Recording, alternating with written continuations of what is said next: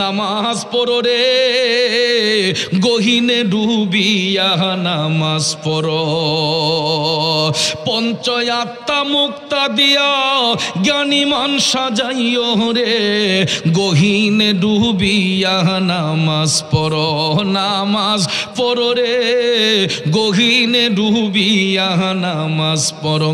হে নবীর প্রেমিকেরা, আল্লাহর হাবিব মেরাজ সফরের মধ্যে যাইয়া উম্মতের গুনার বোঝা হালকা করার জন্য দুইটা বিষয় তিনি নিয়ে এসেছিলেন। একটা হলো নামাজ, আর একটা হলো রোজা। এই দুইটা আমলের মাধ্যমে উম্মতের গুনার বোঝা হালকা করার জন্য রসুল বলেছেন, আমার উম্মত যদি এই দুইটা আমলকে গুরুত্বের সহিত আদায় করে পালন করে তাইলে তাদের আত্মা শুদ্ধ হবে। আর আত্মা যদি শুদ্ধ হয়ে যায়, ওই সমস্ত ব্যক্তিগুলা বান্দা থেকে আল্লাহর বন্ধু হয়ে যায়, এদেরকে ইমানদার বলা হয়। আল্লাহ এই আয়াতে পাকের মাধ্যমে ইয়া আইয়ুহান নাস বলেও ডাকতে পারতেন, কিন্তু আল্লাহ রাব্বুল আলামিন এই পবিত্র আয়াতে কারিমার দ্বারা ইয়া আইয়ুহান নাস বলে ডাকেন নাই। আল্লাহ তাআলা বলতেছেন ইয়া আইয়ুহাল্লাযীনা আমানু, হে আমার ইমানদারের দলেরা, হে আমার ইমানদারগণ, ইস্তাইনু, তোমরা আমি আল্লাহর কাছে সাহায্য প্রার্থনা করো, আমি আল্লাহর কাছে সাহায্য প্রার্থনা করো দুইটা বিষয়ের মাধ্যমে। প্রথমেই আল্লাহ বলেছেন বিসসবরি, ধৈর্যের সাথে। তারপরে আল্লাহ বলেন ওয়াসসালা, নামাজের সাথে। ধৈর্য এবং নামাজের সাথে যারা মওলাকে তাল্লাশ করবে, ধৈর্য এবং নামাজের সাথে যারা মওলাকে তাল্লাশ করবে, আমার আল্লাহ কয় ইন্নাল্লাহা মা'আস সাবিরিন, নিশ্চয়ই আমি আল্লাহ সবরকারীর অন্তর্ভুক্ত হয়ে যাই, ধৈর্যশীলদের অন্তর্ভুক্ত হয়ে যায়। বাবাজিরা আমার, বন্ধুরা আমার, এটা হলো আয়াতে পাকের সরল তর্জমা। আসুন আমরা বিস্তারিত ব্যাখ্যার দিকে চলে যাই। তাফসিরে রুহুল বয়ান এই আয়াতে কারিমার তাফসির করতে গিয়ে বলা হয়েছে, আল্লাহ রাব্বুল আলামিন এখানে নামাজের জন্য ইমানদারদেরকে কেন ডাকলেন? কারণ নামাজ কোনো ঠাট্টা মস্করার ইবাদত নয়, নামাজ কোনো মস্করার ইবাদত নয়। যেই ইবাদতের মাধ্যমে বান্দার সাথে মওলার একটা প্রেমের কালেকশন ফিট হয়, মওলার সাথে বান্দার একটা প্রেমের কালেকশন ফিট হয়। কথা কোন ঠিক কিনা? এই জন্য ভাইয়ের আমার, নামাজের মধ্যে যখন মুসল্লি দাঁড়াইয়া যাবে তখন কোনো তাড়াহুড়া করা যাবে না, তখন কোনো পেরেশানি করা যাবে না, ধৈর্যের সহিত নামাজ পড়তে হবে। আমাদের সমাজের মধ্যে দেখবেন কিছু কিছু নামাজি আছে, এরা নামাজের মধ্যে দাঁড়াইয়া তাড়াহুড়া করে, উপর জুপুর করে, আছে না নাই? 1 মিনিটে দেখবেন তুফান চালাই দেয়। 4 রাকাত সুন্নত পড়বে, 2 রাকাত সুন্নত পড়বে, দেখবেন নামাজে দাঁড়াইছে, আবার মন এদিক সেদিক যায়, ডাইনো তাকায়, বামে তাকায়, সামনে তাকায়, পিছনে তাকায়, আছে না নাই? এই নামাজের দ্বারা আল্লাহর সন্তুষ্টি হবে না, কারণ নামাজ কোনো ঠাট্টা মস্করার ইবাদত নয়। বলা হয়েছে ইন্নাস সালাতা তানহা আনিল ফাহশাই ওয়াল মুনকার, নামাজ আল্লাহর বান্দাদেরকে অশ্লীল কাজ থেকে, খারাপ কাজ থেকে মুক্ত করে আনে। কিন্তু আমাদের দেশে দেখবেন নামাজ পড়ার পরও কিছু কিছু মানুষ অশ্লীল কাজে যুক্ত হয়ে যায়, খারাপ কাজে যুক্ত হয়ে যায়। মনে রাখবেন, যারা নামাজ পড়ার পরেও অশ্লীল কাজে যুক্ত হয়, খারাপ কাজে যুক্ত হয়, এরা কখনো মুমিন নয়, এরা বেঈমান, এরা মুনাফিক, এরা আল্লাহর সাথে প্রতারণা করে। কারণ সত্যিকারের নামাজি যারা, এরা নামাজের মধ্যে দাঁড়াইলে দুনিয়া ধ্বংস হয়ে গেলেও ওই নামাজি ব্যক্তি আমার মওলার দিদার থেকে কখনো পৃথক হয় না। এটার বাস্তবতা হলো আমার নবীর প্রিয় সাহাবী, যিনি হচ্ছেন বেলায়েতের সম্রাট, যার কাছ থেকে বেলায়েতের আগমন হয়, উনি হচ্ছেন মুশকিল কুশা শেরে খুদা হযরতে মাওলানা আলী কাররামুল্লাহু ওয়াজহাহু। চিৎকার মেরে কোন আল্লাহু আকবার। রে নবীর প্রেমিকেরা, হযরত মাওলানা আলী তিনি ঐতিহাসিক বদরের যুদ্ধে যখন তিনি অংশগ্রহণ করেছিলেন, বদরের যুদ্ধে অংশগ্রহণ করার পরে আমার নবীর পক্ষে অংশগ্রহণ করেছিলেন শেরে খুদা হযরতে মাওলানা আলী রাদিয়াল্লাহু তাআলা আনহু। বাজানো, হযরতে মাওলানা আলীর হাত মোবারকের মধ্যে একটা তরবারি ছিল, এই তরবারিটার নাম হচ্ছে জুলফিকার। নাম কি? আমার রসুল এই জুলফিকার সম্পর্কে হাদিস শরীফে বলেছেন, লা ফাতা ইল্লা আলী লা সাইফা ইল্লা জুলফিকার শাহে মর্দা শেরে আজদা সৈয়দুল কওনাইন ওয়ার। জুরে জুরে কোন আল্লাহু আকবার। আমার রসুল বলেছেন, আমার আলীর মতো যেমন কোনো জোয়ান নাই, জুলফিকারের মতো এমন কোনো তরবারিও নাই। এই জুলফিকার তরবারি নিয়ে হযরতে শেরে খুদা মওলাই আলী বদরের যুদ্ধে যখন তিনি অংশগ্রহণ করলেন, কাফেররা যখন চতুর্দিকে হামলা চালাইল, হযরতে মওলা আলী জুলফিকার তরবারি নিয়ে যখন তিনি ঘুরাইতে লাগলেন, হঠাৎ করে দেখা যায় গো একটা ধারালো তীর আইসা হযরতে মওলাই আলীর পাও মুবারকের মধ্যে ঢুইকা গেছে। তীর যখন ঢুকে গেল, রক্ত মুবারক ফিচকে বের হয়ে গেল, টপ টপ করে রক্ত মুবারক ঝরতেছে। হযরতে মওলা আলী বিশ্বের যন্ত্রণায় ছটফট ছটফট করতেছেন। কারণ ভাইয়ের আমার, তীরের মাথাটা কিন্তু ত্রিভুজের মতো, এটা ঢুকতে গেলে সহজে ঢুকে, বের করতে হলে অপারেশন লাগে, ঠিক না? যেটাকে অনেকে গ্রামের ভাষায় তেকাটিয়ে বলে বা কেউ এক কাটিয়েও বলে। বন্ধুরা আমার, আমাদের সিলেটের ভাষায় টেটা বলে। এটার মাথাটা ত্রিভুজের মতো থাকে, তিন মুখ থাকে, তিনটা কোণা থাকে।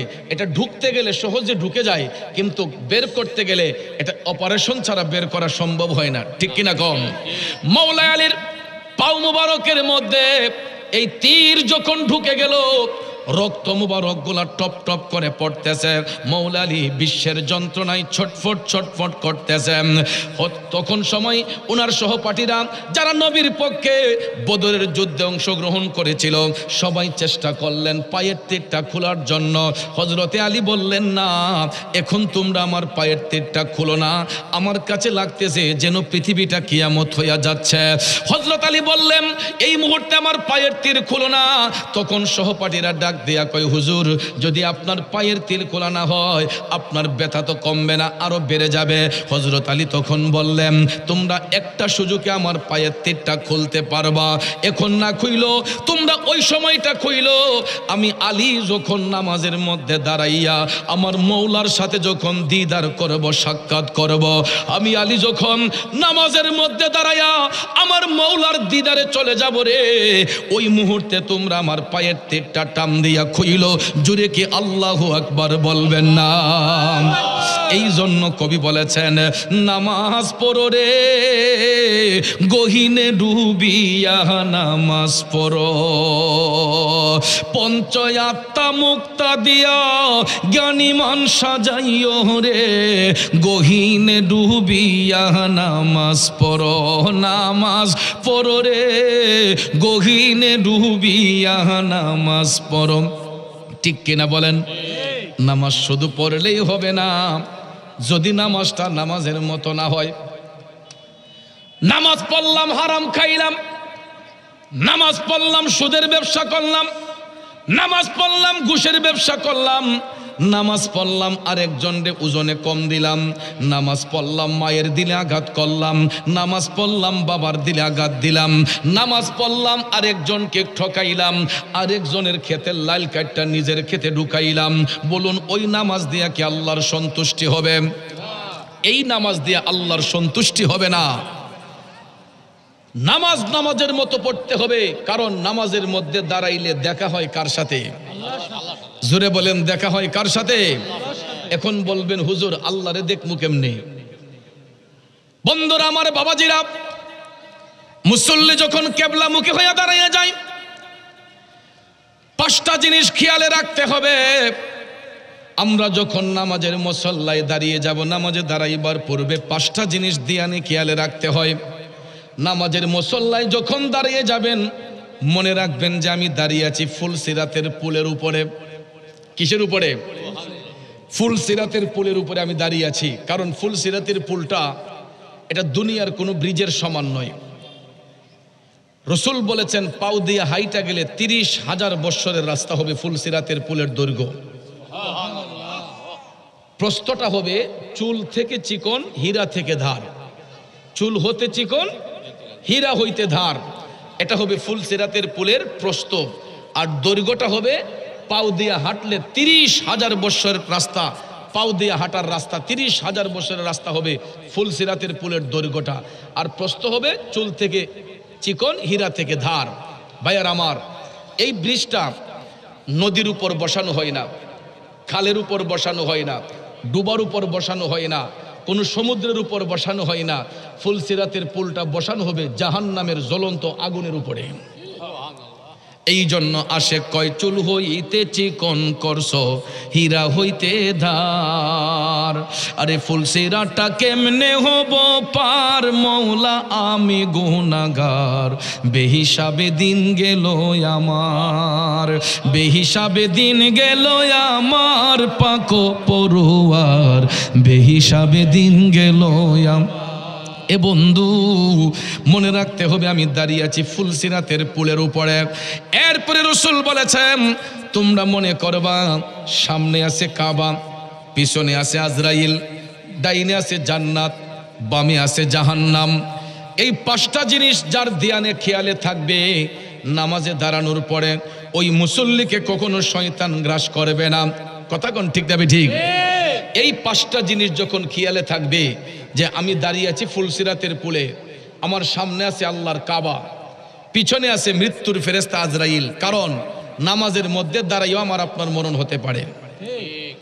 আজরাইল আসিয়া প্রাণ করিব হরণ, হায় গো আজরাইল আসিয়া প্রাণ করিব হরণ।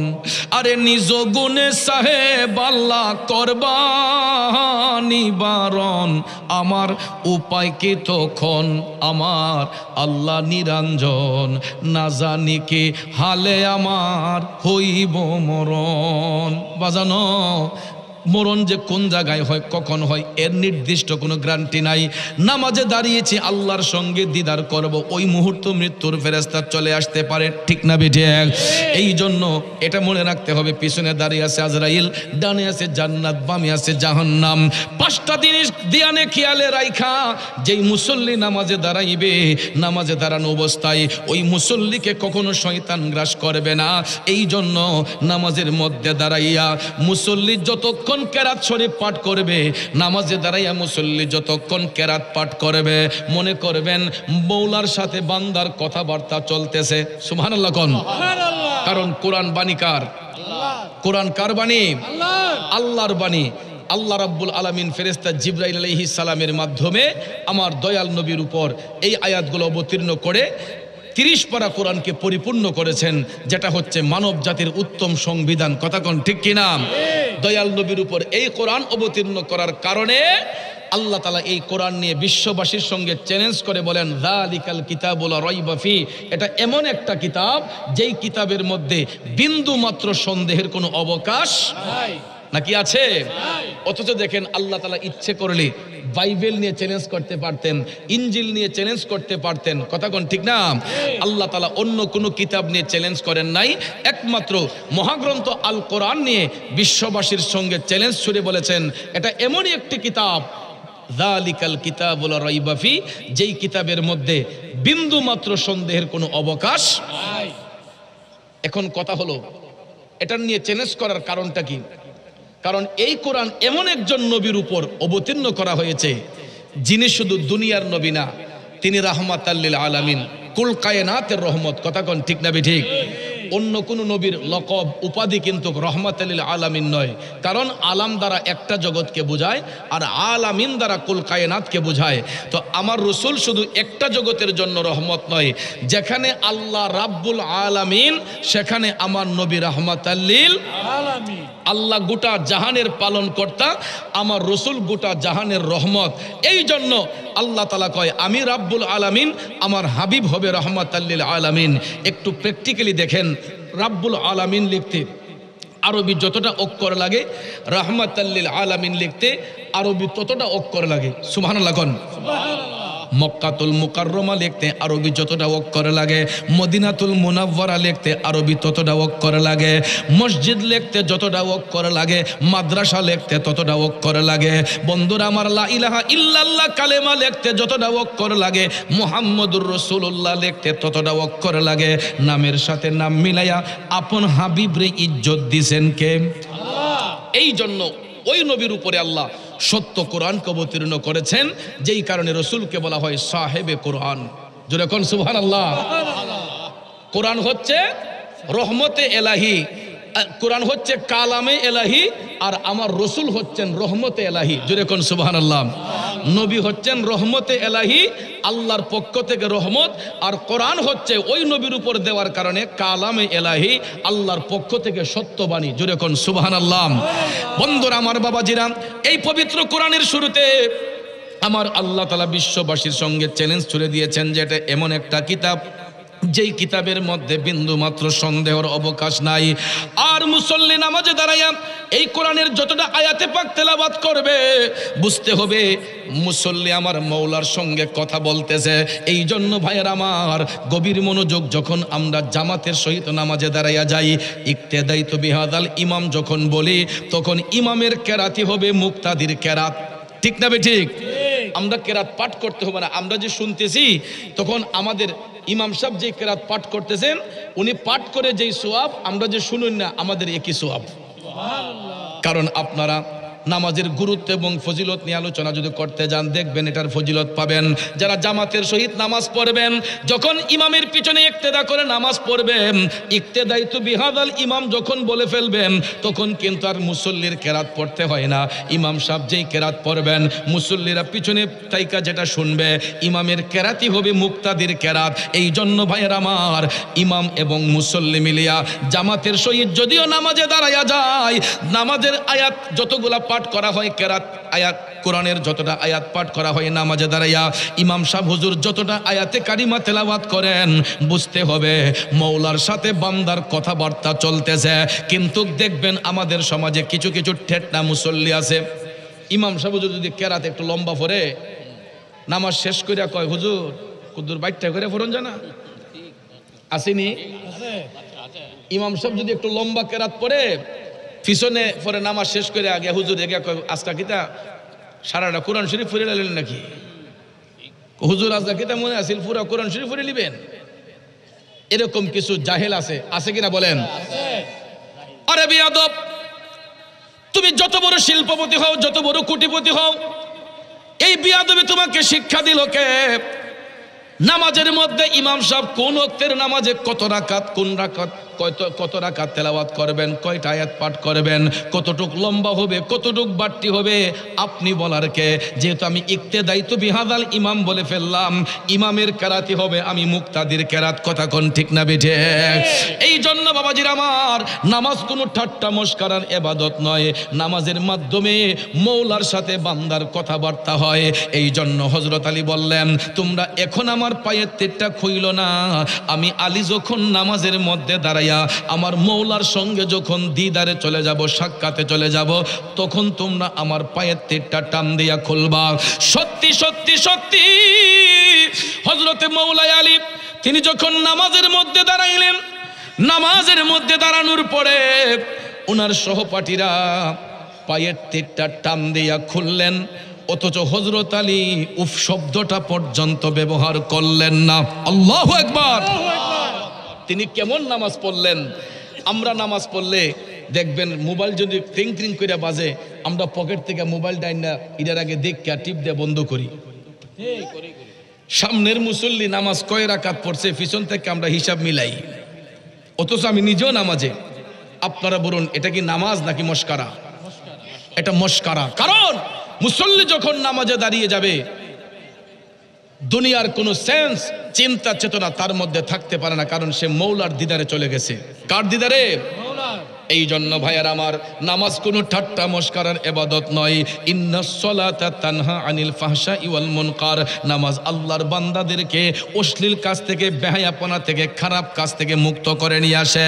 এই জন্য সাহাবায়ে কেরাম তারা যখন নামাজ পড়তেন, সব সময় তারা একাগ্র চিত্তে মৌলার সঙ্গে প্রেমের কালেকশন ফিট করতেন নামাজের মাধ্যমে।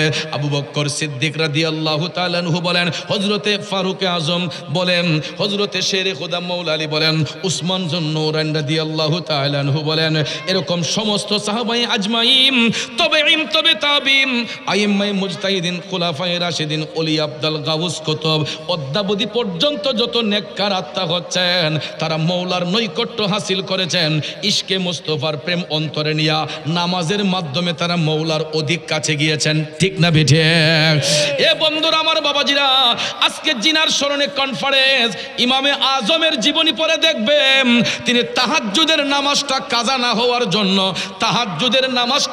না হওয়ার জন্য, ইমামে আজম তিনি এশারের ওয়াক্তের ওযু দিয়া ফজর পর্যন্ত ইবাদত করছেন একটানা 40টা বৎসর। আজকে যার স্মরণে আমরা কনফারেন্স দিয়েছি, ইমামে আজম আবু হানিফা রাদিয়াল্লাহু তাআলা আনহু, যিনি এমনই একজন ব্যক্তি ছিলেন, এশারের ওয়াক্তের ওযু দিয়ে ফজর পর্যন্ত ইবাদত করছেন একটানা 40 বছর। কয় বছর?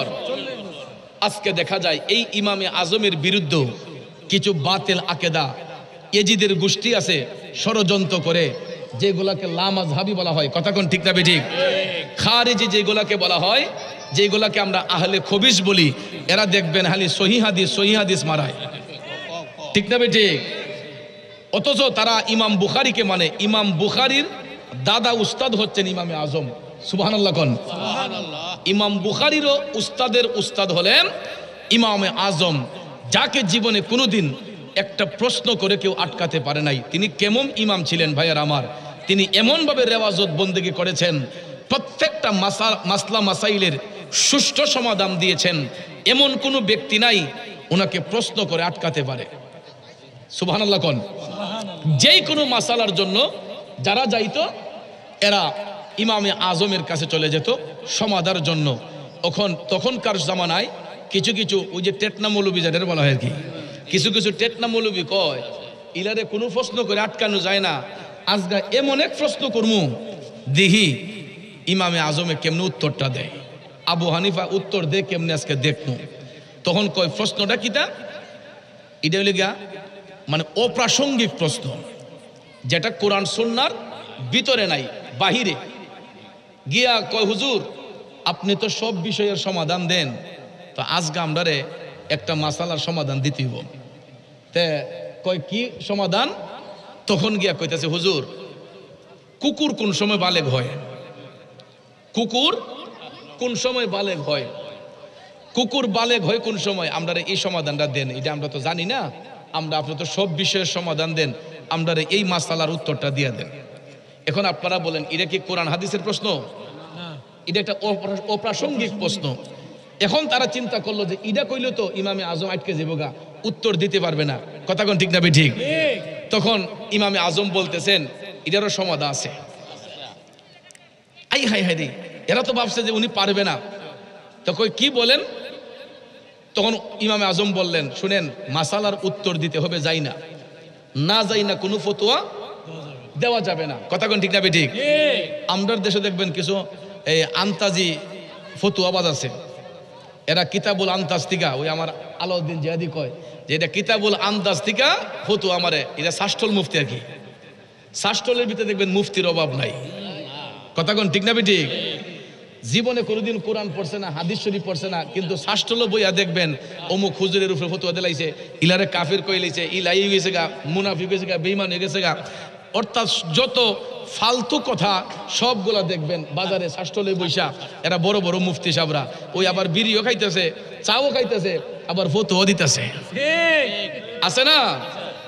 এই জন্য ইমামে আজম বললেন এটারও সমাধান আছে, কিন্তু এই মুহূর্তে আমি বলতে পারবো না, আপনারা আমার কাছে বিকালবেলা আইসেন, আমি এটা কিতাব দেখা আপনারা উত্তরটা দিব।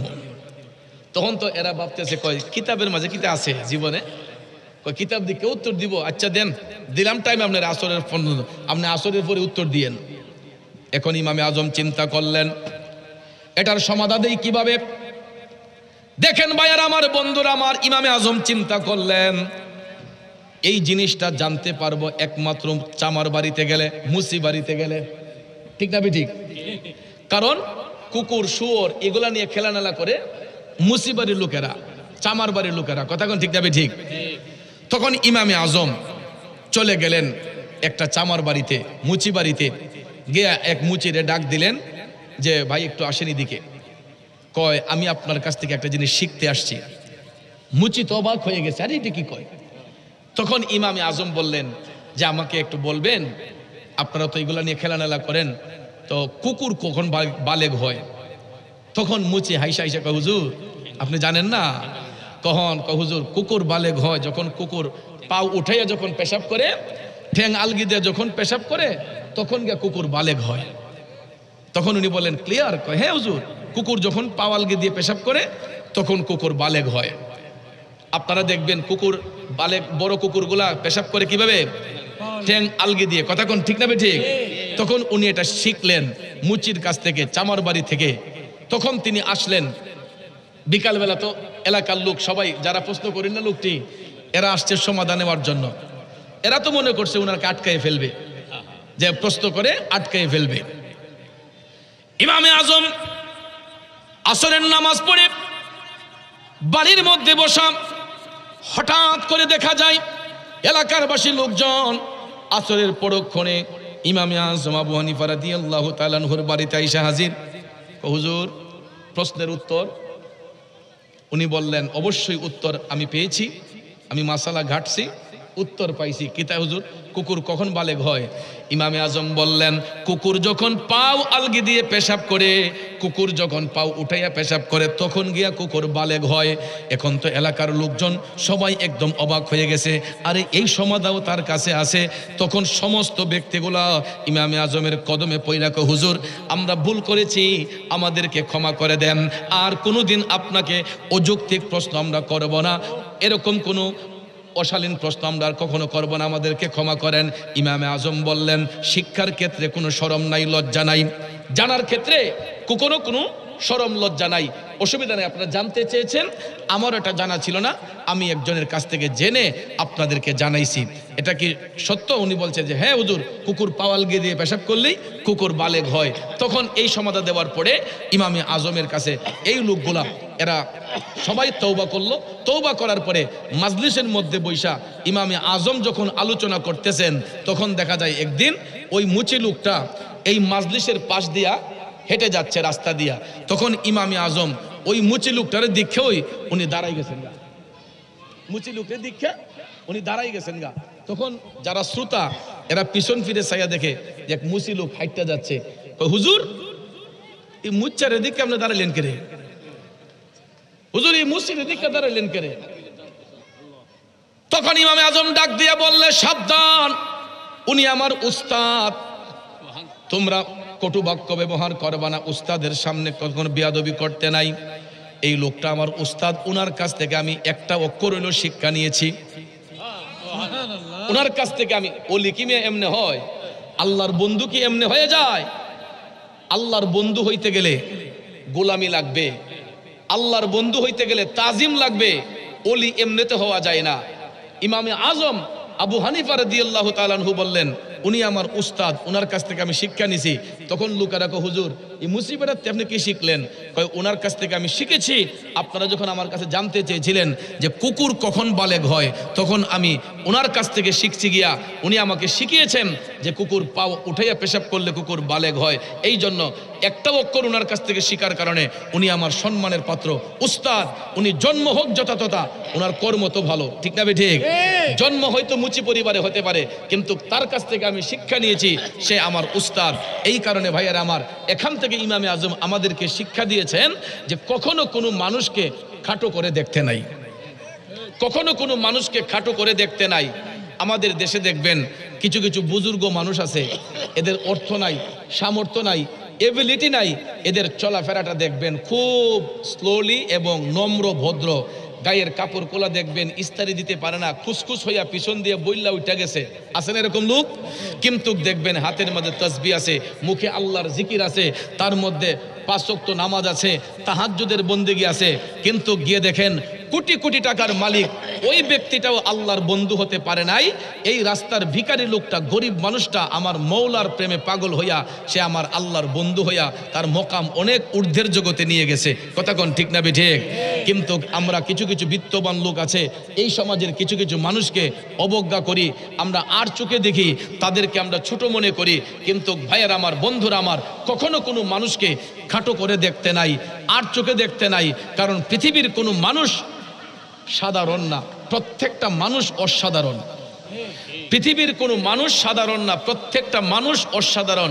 আমরা হয়তো মুখে মুখে বলি আরে এটা সাধারণ মানুষ, আরে একটা সাধারণ ব্যক্তি, আসলে কিন্তু সাধারণ না, অসাধারণ। কারণ আল্লাহ রাব্বুল আলামিন এক একটা মানুষকে এক একটা বৈশিষ্ট্য দিয়ে বানিয়েছে।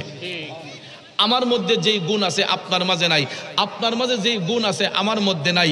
অনেক সময় আমি ভাবি, আহারে এই যে দিনমজুর ভাইয়েরা 1 মণ 1.5 মণ না জিনিসটা মাথার মাঝে লইয়া, আমি দেখি এরা অনেক দূর হাইটা চলে যায়। মাটি কাটন না ভাইগুলা, মাটির বোঝাটা মাথার মধ্যে নিয়া দেখা যায় এই যে একটা উড়ানোতয় শত শত উড়া মাটি মাথার মধ্যে নিয়া দেখা যায় এরা বিভিন্ন পুকুর পাড়ে বিভিন্ন বিটের মধ্যে নিয়ে ফালাইতেছে। আমি চিন্তা করি, আহারে আমি যদি 5টা কূপ দেই মাটির মাঝে, আমার কলজা সেবা লাগে দেবো গা। কিন্তু এই মানুষগুলা কতগুলা কুবাইয়া মাটিগুলারে এক জায়গা থেকে আরেক জায়গায় রাস্তাতে মাথার মধ্যে বহন করে নিতেছে। কিন্তু ভাইয়ের আমার, আবার চিন্তা করি না, আল্লাহ তাআলা হয়তো এই কাজের জন্য এই লোকটারে সিলেক্ট করেছেন, ঠিক না বে ঠিক? আবার ওই মাটি কাটন না লোকটা আইসা, আমি যেরকম পাবলিক প্লেসে কথা বলতেছি, 1 ঘন্টা 2 ঘন্টা কথা বলার মতো এবিলিটি, যোগ্যতা তার হয় নাই। কিন্তু আল্লাহ তাআলা এইখানে আমাকে নিয়োজিত করেছেন, আল্লাহ তাআলা তাকে ওইখানে নিয়োজিত করেছেন। কাউকে আল্লাহ ইমামতিতে রেখেছেন, কাউকে ব্যবসার মধ্যে রেখেছেন। একজন ব্যবসা করবে, একজন চাকরি করবে, একজন ওয়াজ করবে, একজন মাটি কাটবে। মোট কথা এক একটা মানুষ এক একটা কাজের জন্য আল্লাহ তাআলা মনোনীত করেছেন। এই জন্য কোনো মানুষই সাধারণ নয়, প্রত্যেকটা মানুষ অসাধারণ। কথা কোন ঠিক না ঠিক? এই জন্য man can not live alone, মানুষ কখনো একা বাস করতে পারে না। কথা কোন ঠিক না ঠিক? মানুষ মানুষের জন্য, আর যার মধ্যে মনুষ্যত্ব থাকবে ওই ব্যক্তিটা বান্দা থেকে আল্লাহর বন্ধু হবে। কথা কোন ঠিক না ঠিক? এই জন্য ভাইয়ের আমার আরেকটা কথা হলো, যে যেই কর্ম করি না কেন, নামাজ কিন্তু সবার জন্য ফরজ করা হয়েছে। কথা কোন ঠিক কিনা? যে যেই কর্ম করি না কেন, প্রত্যেক কর্মটা এক ধরনের ইবাদত। আবার বন্ধুরা আমার, নামাজ কিন্তু সবার জন্য এটা উত্তম ইবাদত। এই জন্য ভাইয়ের আমার, মাটি কাটন না লোকের জন্য নামাজ ফরজ, ব্যবসায়ীর জন্য নামাজ ফরজ, চাকরিজীবীর জন্য নামাজ ফরজ, বক্তার জন্য নামাজ ফরজ, হুজুরের জন্য নামাজ ফরজ, যেই কোনো মানুষের জন্য নামাজ ফরজ। এই জন্য নামাজ থেকে কখনো দূরে সরা যাবে না। নামাজ আল্লাহর বান্দাদেরকে অশ্লীল কাজ থেকে, খারাপ কাজ থেকে মুক্ত করে। আওয়াজ করেন ঠিক না বেঠে? এ বন্ধুরা আমার, বাবাজিরা, ইমামে আজমের কথা বলেছিলাম, যার স্মরণে আজকের কনফারেন্স, যিনি এশারের ওয়াক্তের ওযু দিয়া ফজর পর্যন্ত ইবাদত করেছেন, যাতে করে তাহাজ্জুদ কাজা না হয়। তাহাজ্জুদ কাজা না হওয়ার জন্য ফজর থেকে, এশা থেকে ফজর পর্যন্ত ইবাদত করেছেন। 1 দিন নয়, 2 দিন নয়, টানা 40টা বছর। তারই ধারাবাহিকতায় কুতুবে রাব্বানি, মাহবুবে সুবানি, শেখ সুলতান মহিউদ্দিন আব্দুল কাদের জিলানী আল গিলানী আল বাগদাদি, তিনি আমার মওলার নৈকট্য হাসিল করেছেন একমাত্র নামাজের মাধ্যমে। ঠিক কিনা? গাউসে পাকের জীবনী পড়ে দেখেন, তিনিও একইভাবে ইমামে আজমকে অনুসরণ করে তিনিও এশারের ওয়াক্তের ওযু দিয়ে ফজর পর্যন্ত ইবাদত করছেন 40 বছর। আরো জোরে কোন সুবহানাল্লাহ। আতাই রসুল খাজা গরিবে নওয়াজের জীবনী পড়ে দেখলাম, খাজা মঈনুদ্দিন চিশতি যখন মওলার ধ্যানে যাইতেন, তিনি আগে ওযু কইরেই নামাজ পড়তেন। এরকম প্রত্যেক ওলিদের জীবনী দেখবেন, নামাজ ছাড়া কোনো আল্লাহর ওলি মওলার নৈকট্য হাসিল করতে পারেন নাই। ঠিক না বে ঠিক? নামাজ শব্দের অর্থ মওলার স্মরণ। নামাজ এটা ফার্সি শব্দ, কোরআনে আসছে উল্লেখ সালাত। আল্লাহ বলেছেন যে ইস্তাইনু বিস-সবরি ওয়াস-সালাহ, ধৈর্য এবং সালাতের মাধ্যমে তোমরা আল্লাহকে তাল্লাশ করো, আল্লাহর কাছে প্রার্থনা করো। তো সালাতের এক শব্দ জিকির, সালাতের এক শব্দ নামাজ, সালাতের এক শব্দ কায়েম, সালাতের এক শব্দ আদায় করা, সালাতের এক শব্দ হলো স্মরণ করা। কারে? কারে? এখন আল্লাহ কিন্তু বলে নাই তুমি এশা রক্ত এত রাকাত, মাগরিবের রক্ত এত রাকাত, আসর রক্ত এত রাকাত, জোহর রক্ত এত রাকাত, ফজর রক্ত এত রাকাত। এটা কি আল্লাহ বলছে? আল্লাহ শুধু সালাতের হুকুম দিয়েছেন। সালাত কিভাবে কায়েম করব এই শিক্ষা দিয়েছেন রাহমাতাল লিল। আমরা কত রাকাত ফরজ পড়ব, ওয়াজিব পড়ব, সুন্নত পড়ব, নফল পড়ব, মুস্তাহাব পড়ব, সালাতুল ইশরাক, সালাতুল তাহাজ্জুদ, সালাতুল হাজত, সালাতুল আওয়াবিন, এই নামাজগুলা কখন কোন সময় কিভাবে আদায় করব, ওই শিক্ষা আমাদেরকে দয়াল নবীজি দিয়েছেন। ঠিক না ঠিক? এই জন্য নবীজির মহব্বত অন্তরে নিয়ে আমরা সবাই মওলাকে স্মরণ করব, তাল্লাশ করব নামাজের মাধ্যমে। রাজি আছেন তো সবাই? আল্লাহ যেন আমাদের সবাইকে 5 ওয়াক্ত নামাজ পড়ার তৌফিক দান করেন। আমরা সকলে বলি আমিন। আমরা যেন সত্যের পথে চলতে পারি, আল্লাহ যেন সেই তৌফিক দান করেন। সবাই বলি আমিন। আমার অগুচালু কথায় কারো মনে কষ্ট নিলে কষ্ট নেবেন না। সবাই ভালো থাকবেন।